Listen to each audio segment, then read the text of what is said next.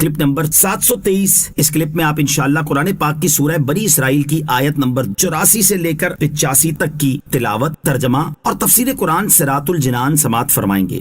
بسم اللہ الرحمن الرحیم۔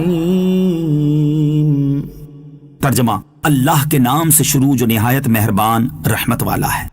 قل کل یعمل علی شاکلتہ فربکم اعلم بمن هو اہدی سبیلا۔ ترجمہ: تم فرماؤ سب اپنے اپنے انداز پر کام کرتے ہیں تو تمہارا رب اسے خوب جانتا ہے جو زیادہ ہدایت کے راستے پر ہے۔ قل، تم فرماؤ۔ ارشاد فرمایا کہ ہر کوئی اپنے اپنے انداز پر کام کرتا ہے، جس کی فطرت اور اصل شریف اور طاہر ہو اس سے افعال جمیلہ اور اخلاق پاکیزہ صادر ہوتے ہیں، اور جس کا نفس خبیث ہے اس سے افعال خبیثہ سرزد ہوتے ہیں۔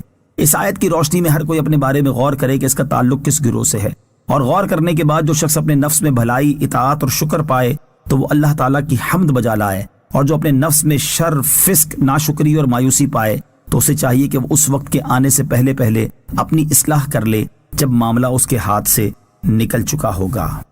وَيَسْأَلُونَكَ عَنِ الرُّوحِ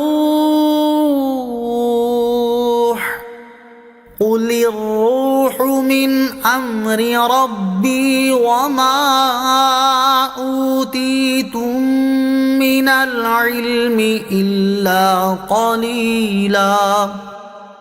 ترجمہ: اور تم سے روح کے متعلق پوچھتے ہیں، تم فرماؤ روح میرے رب کے حکم سے ایک چیز ہے، اور اے لوگو تمہیں بہت تھوڑا علم دیا گیا ہے۔ وَيَسْأَلُونَكَ، اور تم سے پوچھتے ہیں۔ اس آیت کے شان نزول سے متعلق دو احادیث سماعت کیجیے۔ نمبر 1، بخاری شریف کی حدیث ہے، حضرت عبداللہ ابن مسعود رضی اللہ تعالیٰ عنہ فرماتے ہیں، میں مدینہ منورہ کے غیر آباد حصے میں نبی کریم صلی اللہ تعالیٰ علیہ وآلہ وسلم کے ساتھ چل رہا تھا، اور آپ چلتے ہوئے ایک چھڑی سے ٹیک لگاتے تھے۔ اس دوران یہودیوں کے ایک گروہ کے پاس سے گزر ہوا تو ان میں سے بعض افراد نے کہا ان سے روح کے بارے میں دریافت کرو، اور دوسرے بعض افراد نے کہا ان سے دریافت نہ کرو کیونکہ ہو سکتا ہے کہ وہ کوئی ایسی بات کہہ دیں جو تمہیں پسند نہ آئے۔ بعض افراد نے کہا ہم ضرور پوچھیں گے۔ تو ایک شخص نے کھڑے ہو کر کہا کہ اے ابو القاسم، روح کیا ہے؟ حضرت عبداللہ ابن مسعود رضی اللہ تعالیٰ عنہ فرماتے ہیں کہ نبی کریم علیہ الصلوۃ والسلام خاموش ہو گئے، تو میں نے کہا آپ کی طرف وحی کی جا رہی ہے۔ میں کھڑا رہا، اور جب وہ کیفیت ختم ہوئی تو فرمایا وَيَسْأَلُونَكَ عَنِ الرُّوحِ قُلِ الرُّوحُ مِنْ أَمْرِ رَبِّي وَمَا أُوتِيتُم مِّنَ الْعِلْمِ إِلَّا قَلِيلًا۔ ترجمہ: اور تم سے روح کے متعلق پوچھتے ہیں، تم فرماؤ روح میرے رب کے حکم سے ایک چیز ہے، اور اے لوگوں تمہیں بہت تھوڑا علم دیا گیا ہے۔ حدیث نمبر 2، ترمذی شریف کی حدیث ہے، حضرت عبداللہ ابن عباس رضی اللہ تعالیٰ عنہما فرماتے ہیں، قریش نے یہودیوں سے کہا ہمیں کوئی ایسی بات بتائیں جسے ہم اس شخص یعنی محمد مصطفیٰ صلی اللہ تعالیٰ علیہ وسلم سے پوچھیں۔ انہوں نے کہا کہ ان سے روح کے بارے میں پوچھو۔ قریش نے آپ سے دریافت کیا تو اللہ تعالیٰ نے یہ آیت نازل فرما دی، وَيَسْأَلُونَكَ عَنِ الرُّوحِ قُلِ الرُّوحُ مِنْ أَمْرِ رَبِّي وَمَا أُوتِيتُم مِّنَ الْعِلْمِ إِلَّا قَلِيلًا۔ ترجمہ: اور تم سے روح کے متعلق پوچھتے ہیں، تم فرماؤ روح میرے رب کے حکم سے ایک چیز ہے، اور اے لوگوں تمہیں بہت تھوڑا علم دیا گیا ہے۔ بخاری شریف کی روایت سے ظاہر ہوتا ہے کہ یہ آیت مدنی ہے اور اس وقت نازل ہوئی جب مدینہ منورہ میں یہودیوں نے روح کے بارے میں حضور اقدس علیہ الصلوۃ والسلام سے سوال کیا، اور ترمذی شریف کی روایت سے ظاہر ہوتا ہے کہ یہ آیت مکی ہے۔ ان دونوں احادیث میں ایک تطبیق یہ ہے کہ ممکن ہے یہ آیت 2 مرتبہ نازل ہوئی ہو۔ پہلی بار مکہ مکرمہ میں اس وقت نازل ہوئی جب کفار قریش نے روح کے بارے میں سوال کیا، اور دوسری بار مدینہ منورہ میں اس وقت نازل ہوئی جب یہودیوں نے روح کے بارے میں دریافت کیا۔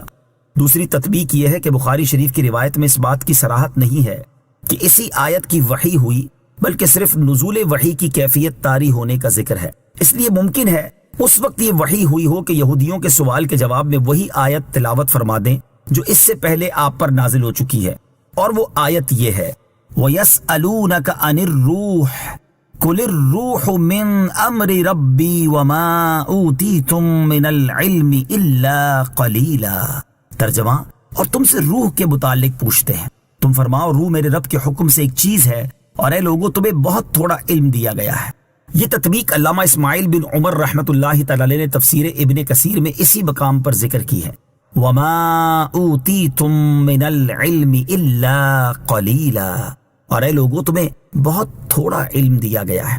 علامہ اسماعیل حقی رحمۃ اللہ تعالی علیہ فرماتے ہیں علم حادث علم قدیم کے مقابلے میں تھوڑا ہے، کیونکہ بندوں کا علم متناہی یعنی اس کی ایک انتہا ہے، اور اللہ تعالیٰ کے علم کی کوئی انتہا نہیں۔ اور متناہی علم غیر متناہی علم کے مقابلے میں ایسا ہے جیسے اس عظیم سمندر کے مقابلے میں ایک قطرہ ہو جس کی کوئی انتہا نہیں۔ ایک بزرگ فرماتے ہیں اولیاء کرام علیہ الصلوۃ والسلام کا علم انبیاء کے علم کے مقابلے میں ایسا ہے جیسے 7 سمندروں کے مقابلے میں ایک قطرہ ہو، اور انبیاء علیہ الصلوۃ والسلام کا علم ہمارے نبی جناب محمد مصطفیٰ صلی اللہ تعالی علیہ وآلہ وسلم کے مقابلے میں ایسے ہے جیسے 7 سمندروں کے مقابلے میں ایک قطرہ ہو، اور ہمارے نبی صلی اللہ تعالی علیہ وسلم کا علم اللہ تعالیٰ کے علم کے مقابلے میں ایسے ہے جیسے 7 سمندروں کے مقابلے میں ایک قطرہ ہو۔ تو وہ علم جو بندوں کو دیا گیا ہے فی نفسہ ہی اگرچہ کثیر ہے، لیکن اللہ تعالیٰ کے علم کے مقابلے میں تھوڑا ہے۔ اللہ تعالیٰ کے علم سے متعلق صحیح بخاری شریف میں ہے کہ جب حضرت موسیٰ اور حضرت خضر علیہ الصلوۃ والسلام کشتی میں سوار ہوئے تو ایک چڑیا آئی اور کشتی کے کنارے پر بیٹھ کر 1 یا 2 چونچیں سمندر میں ماری۔ حضرت خضر علیہ الصلوۃ والسلام نے فرمایا اے موسیٰ، میرا اور آپ کا علم اللہ تعالیٰ کے علم کے سامنے اس طرح ہے جیسے چڑیا کا سمندر میں چونچ مارنا۔ یہ بھی سمجھانے کے لیے بیان کیا گیا ہے، ورنہ متناہی اور غیر متناہی میں کوئی نسبت ہی نہیں ہوتی۔